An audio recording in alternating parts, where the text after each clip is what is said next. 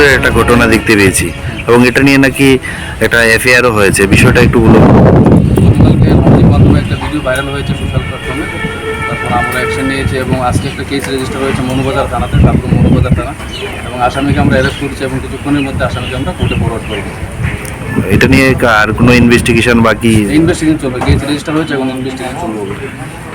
কার তরফ থেকে এটা কেসটা করা হয়েছে? এটা একটা এনজিও নাম কি?